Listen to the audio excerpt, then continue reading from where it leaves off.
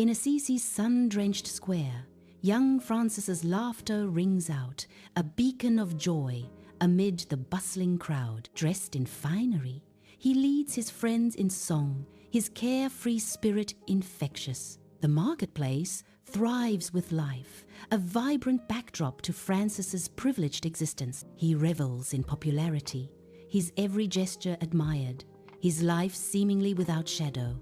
Francis basks in the warmth of the day, unaware of the profound changes that await him. Francis stands still among vibrant fabrics, his eyes lost in a distant world beyond the bustling cloth shop. He toys with a piece of cloth, the vibrant colors stark against his detached expression. The sounds of bartering and the shop's chaos fade as Francis's mind wanders, yearning for adventure. He dreams of glory, a life far removed from calculating profits and the weight of expectation. His heart strains for something more, something beyond the confines of his father's shop. Under the vast sky of Assisi, Francis, a knight in shining armor, gallops across the golden countryside, his ambition burning bright. He rides with unwavering resolve, his heart set on the glory of battle and the promise of recognition. The sunlight glints off his armor as he envisions himself a hero, a figure of honor and valor on the battlefield. Each stride of his horse echoes with the ambition that fuels his quest for greatness and a place in history. The rolling hills of Assisi serve as a majestic backdrop to his aspirations, a canvas for his dreams of chivalry. His determined gaze is fixed on the horizon, where his destiny awaits, a warrior ready to claim his due. Dim light paints long shadows across Francis's gaunt face, the chill of the stone prison seeping into his bones. His eyes, once blazing with defiance, are now clouded with a deep disillusionment, reflecting the weight of his confinement. A racking cough tears through him, the sound echoing in the oppressive silence of his small cell. His gaze falls upon a shard of broken mirror, a haunting reflection of the stranger he has become. The harsh lines of regret are etched deep into his face, a stark testament to the choices that led him here. Francis trudges wearily along the sun-baked Assisi road, his shoulders bowed with exhaustion and humility. A leper shuffles into view, his form distorted and marred. Francis recoils, revulsion twisting his features. Inner conflict rages within him. He steels himself, takes a deep breath, and walks towards the leper. Francis embraces the leper. A beatific expression floods his face, a profound spiritual awakening. Sunlight pierces through the broken windows of San Damiano, illuminating dust motes dancing in the sacred space. Francis kneels in prayer, his young face earnest amidst the church's crumbling walls and leaky roof. A divine voice echoes, resonating deeply. Francis, go and repair my house, falling completely into ruin. He stares at the crucifix, eyes widening with revelation, interpreting the words as a sacred calling. Rising with newfound determination, Francis begins to clear the debris, his movements filled with purpose.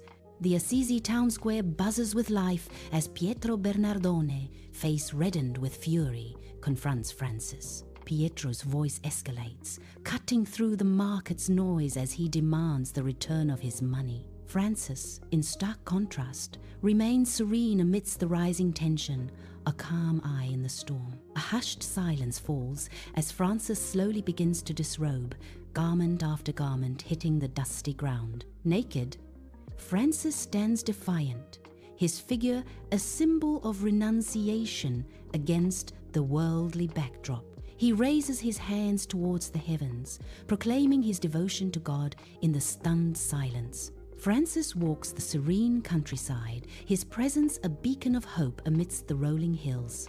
His words echo with compassion, offering solace to the poor and downtrodden souls he encounters. Drawn by his message of love, the weary begin to gather, their eyes reflecting newfound hope. A small gathering of followers trails behind Francis, their faces illuminated by his gentle guidance.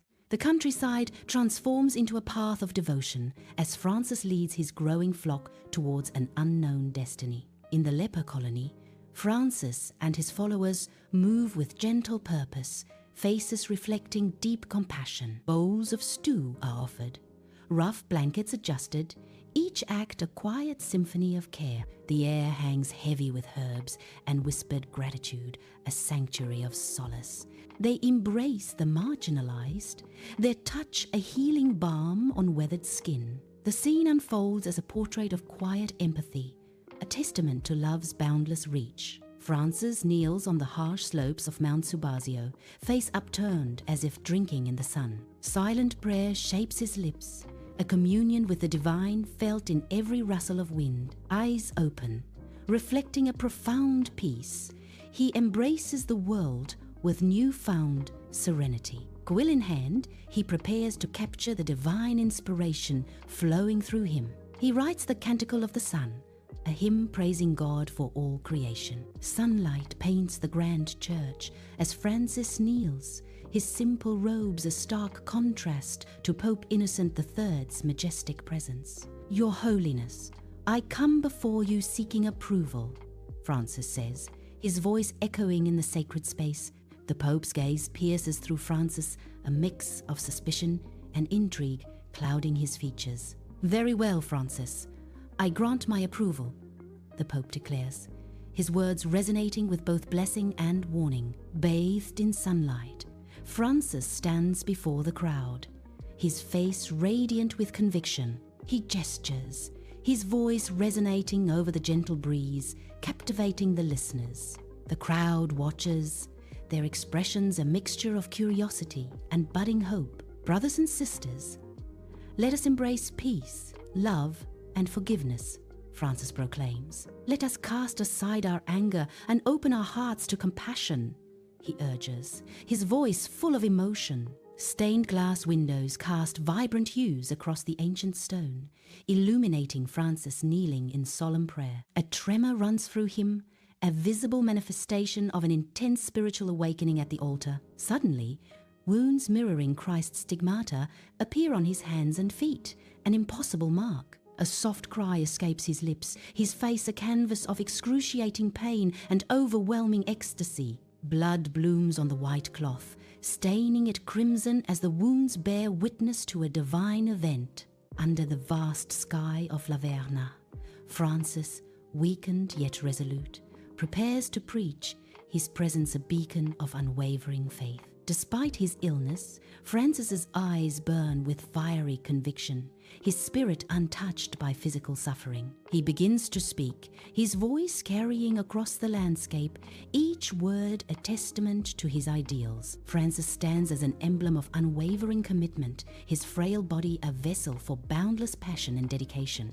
Inside the dimly lit hut, Francis lies on his deathbed, his face pale yet serene in the soft light. His devoted followers huddle around him, grief etched deeply into their mournful faces.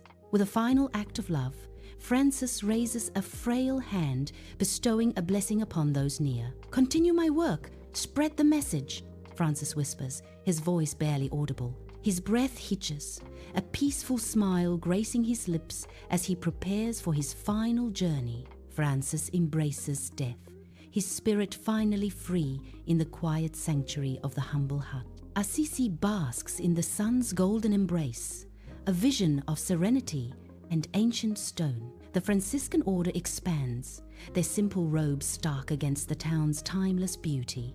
Like seeds on the wind, they spread Francis's gospel of love and peace. Each member carries a message of service, a beacon of hope in a troubled world. Their quiet devotion echoes through Assisi's ancient streets, a testament to enduring faith. Francis's legacy lives on, inspiring generations to walk in his humble footsteps.